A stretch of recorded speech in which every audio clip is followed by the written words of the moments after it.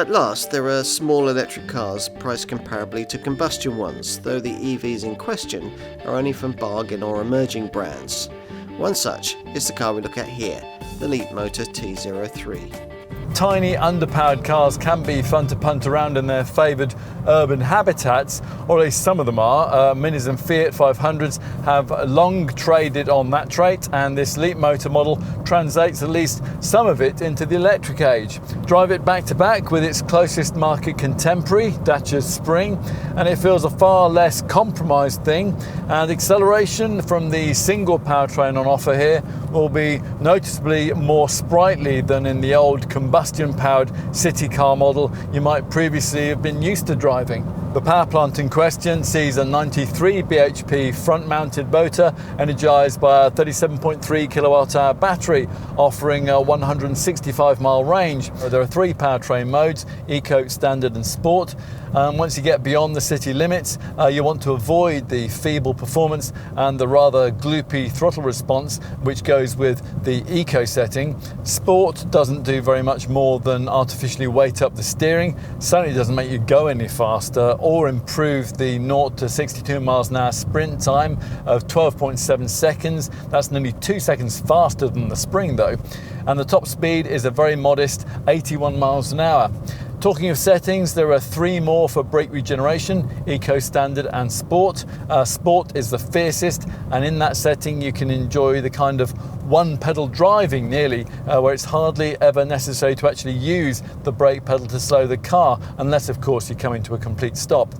You'll need to remember to engage this around town, where you can find that you'll really jink around in urban traffic. Plus, great all-round visibility here means that parking can hardly be easier, and the 9.7 metre turning circle is really tight. The T03 is, to suit its urban remit, satisfyingly little, just 3,620 millimetres long and 1,577 millimetres wide, about the footprint of a Fiat 500e, but notably taller, 1,652 mils.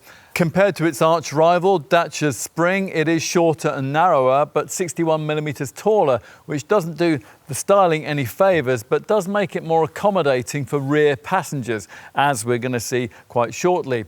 It is notably light too for an EV, at just 1,175 kilos.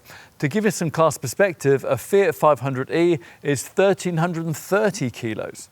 From the front, the styling is very rounded, and Leapmotor's tried, rather unsuccessfully, to make a feature out of this huge front blanking plate with its centrally positioned charging flap. This sits above a narrow vent, supposed to be shaped to look like a smile. Let's take a look inside. Well, if you think it looks spacious in here, you're right, it really is. You'd expect it to look cheap as well for the asking price, but unless you arrive with really unrealistic expectations, you shouldn't find it so to any great extent. The big panoramic roof and the lack of a centre console add to the feel of general roominess, and the so-called sporty one-piece seats are reasonably comfortable and supportive, much more so than those of that rival Dacia, although we would have gladly sacrificed some other equipment features to have them fitted out with lumbar support. The two screens are well sized for the kind of car this is, but we're not a fan of the way the central one has inhaled nearly all the dashboard buttons, and it's also partly hidden by the steering wheel, which is unfortunately only adjustable for rake and not for reach. Predictably, given the boxy, glassy shape, all-round visibility is great though. A rear camera is fitted just in case. So, time to take a look in the back, where the 2,400mm long wheelbase and space across the platform is maximised by Leapmotor's clever cell-to-chassis architecture. News of that and the generous amounts of headroom delivered by the boxy shape make you think that it's going to be really spacious back here, and if you're coming from a Mini Cooper, a Fiat 500 or even that Dacia Spring, you'll think it is. There aren't many cars in this class that a couple of 6-foot adults could fit into without too much trouble. But you can forget about the kind of super mini pretensions that you could entertain in a combustion model of this sort, like say a Hyundai i10. Despite this panoramic glass roof, there might be room to wear a top hat back here, but your knees are always going to be crammed against the front seat back unless you or those up front are exceptionally short of stature. It was also disappointing to find that only 2 people provided for back here. We'll finish with boot space, which Leapmotor has obviously modelled on a Mini Cooper 3-door hatch because the 210 litre capacity figure's exactly the same. It is a bit mean not to provide a parcel shelf, and even meaner not to provide any sort of split in the rear backrest. You will have to flatten that in order to get any large boxy items in, at which point capacity improves to 880 litres.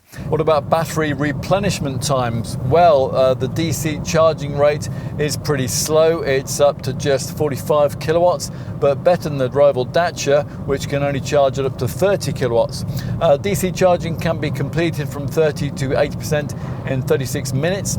For home use, there's an onboard 6.6 kilowatt charger that can offer AC charging 30 to 80%. A top-up from a 7.4 kilowatt wall box in 3 hours 35 minutes. A full 7.4 kilowatt wall box charge, that'll take 6 hours 30 minutes.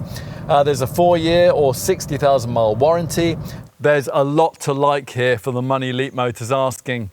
It's an impressive first effort from this Chinese maker in this segment. An emotive name would probably also help this Chinese brand's cause here. If you tell the neighbours you've bought a Fiat 500 or a Renault 5, you're going to sound on trend. The purchase of a Leapmotor T03 sounds a bit like the acquisition of a domestic appliance, but if you don't mind that, then certainly check one of these out. At last, a small EV that's properly priced, free of onerous range restrictions and accessible to almost anyone. It's been a long time coming.